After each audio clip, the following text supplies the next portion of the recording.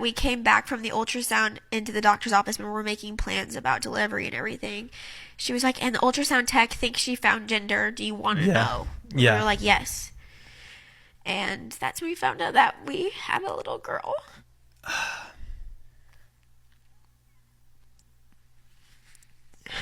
Delivering her would be like one of the last acts as her mom that I could take part in.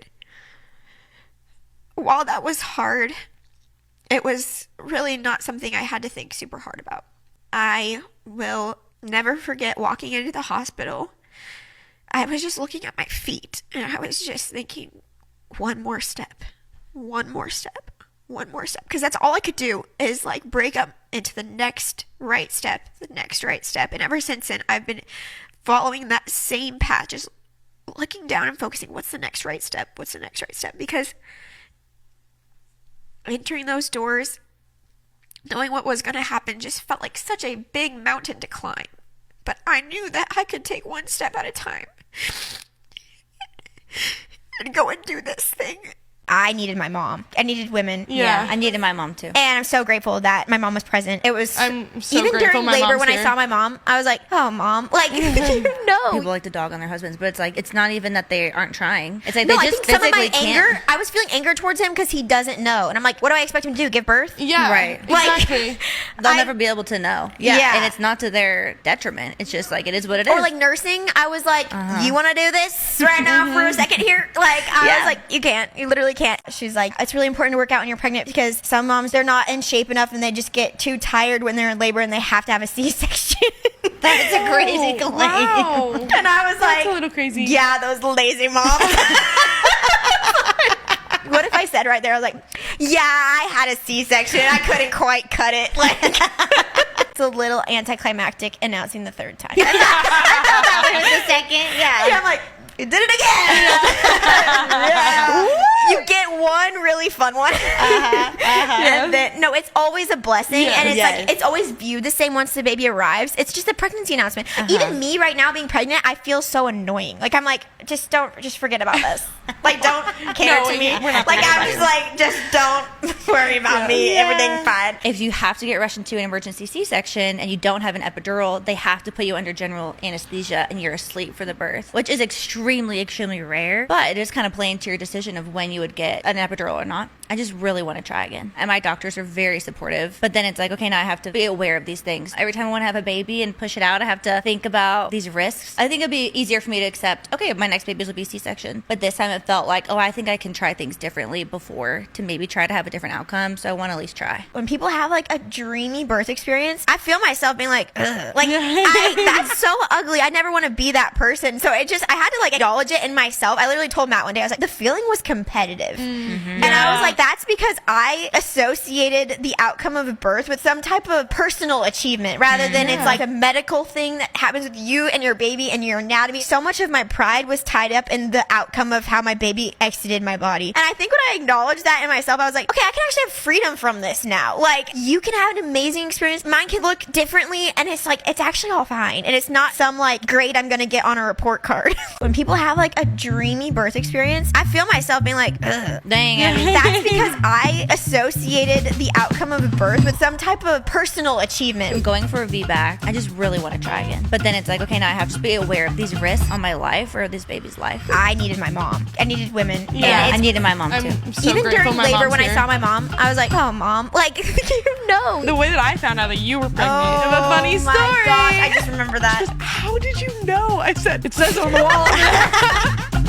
The reason I chose IVF was because I had been sick for a long time. I had ulcerative colitis for 8 years. So my 20s, I spent most of it in a hospital at least once a month for 3 or 4 days. I never traveled. I never did what normal people did. I never got to eat at a restaurant because I'd be so stressed if there was no bathroom nearby, if someone went in it, because I would have to go instantly. By the time we wanted kids, the doctor had said it would be much harder because I don't have a colon, but we didn't realize it would be that much harder. I wasn't someone that could just show up at, a 6-week appointment and be like, hey, how's it going? Just checking in. It's like, I really felt like I needed that like monitoring because my case is a lot different than most women. And with a surrogate, you're trusting someone and you don't know what they're doing and you can only control to a certain point. It's very hard and stressful. I have no control, and then August is going to come and I'm going to have this little newborn baby. Even if it's someone that you really do trust and love and checks all the boxes, I can't imagine what that must be like to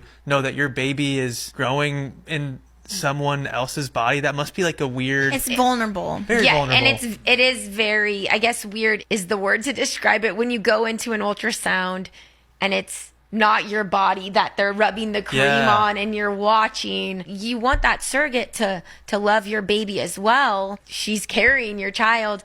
But when they say like, oh, my little bean, or, you know, it's bizarre. But I'm so grateful at the same time. Yes. So it's like this spectrum of emotions that Totally. you can't really describe. They can't tell once the eggs are in if it's the boy or the girl. We did multiple rounds to try to get good quality girl eggs, and they'd been unsuccessful. I only had one left. I just wanted to be pregnant at this point, but I knew I would not be able to have a girl if this didn't work. And so we put in a boy as well, and he was strong and she was weak. I lost one. Everyone thought that we lost the girl. So I had to, in my head, just know that I probably wasn't going to have a girl. I really didn't want to be upset, because I wasn't upset about having a boy. I was upset that I wouldn't be able to have a girl. Yeah, most people, when they find out the gender of their baby, they're not finding out also you're never going to have It was the other. just like That's a lot to process at Exactly. once. So when we found out it was a girl, it was like, you know, the she's your odds were against her, miracle. and she came through. She was almost premature, so I had to go on IV fluids 2 hours a night for the last month or two of my pregnancy to make sure she could be full term. Because I have no colon, it's harder for me to absorb nutrients.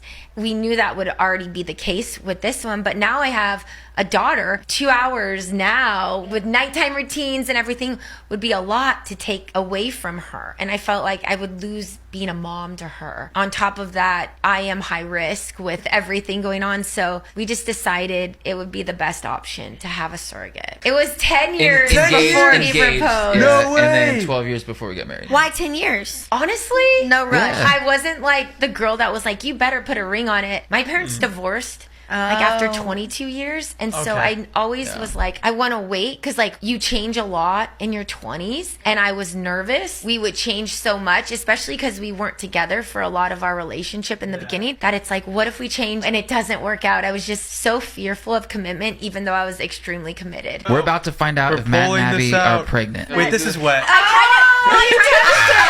You know what's on that stick, right? Wait. Positive is 2 lines, negative is 1 line, invalid is no lines. Okay. Here we go.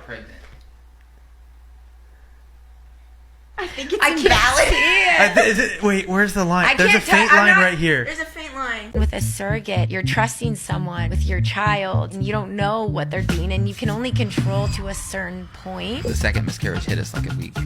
It Oh, was really hard. that- Like yeah. that, because we thought we There were was just like in the multiple. clear. The reason I chose IVF was because I had been sick for a long time. I had ulcerative colitis for 8 years. So my 20s, I spent most of it in a hospital at least once a month. I knew I would not be able to have a girl if this didn't work. So we put in a boy as well. He was strong and she was weak, and I lost one. Everyone thought that we lost the girl. We're about to find out We're if Matt and pulling Abby this are out. pregnant. Wait, this is wet.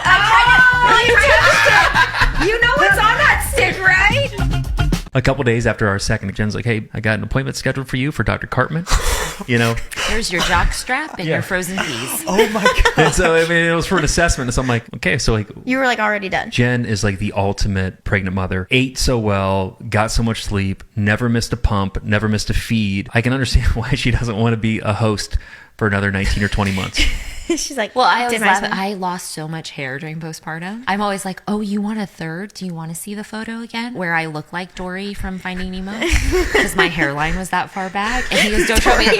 Don't show me it." You were actually standing on 10 million real dollars. Real dollars. I mean, there was literally like 20 armed security guards. You're joking. Well, there's $10 million. Did they have some sort of screening process to make sure none of the guards like slipped 100 into their pockets or something? They have so many cameras all over. Gosh. I would love to know their relationship with the bank. Kind of go, yep, we need another $5 million in cash. I think there was some crumbled up money, if you watch the BTS, it's like fake money on the $5 million. So he had $5 million cash and then like some straggler fake money. He had people come in and go, no, we need to replace the fake money with the real money. He goes, I want it all to be real. How hard was it to haul all that money off with your wife and kids. Did you hear Jack say that? In the behind the scenes. Dad, how are we going to get all this home?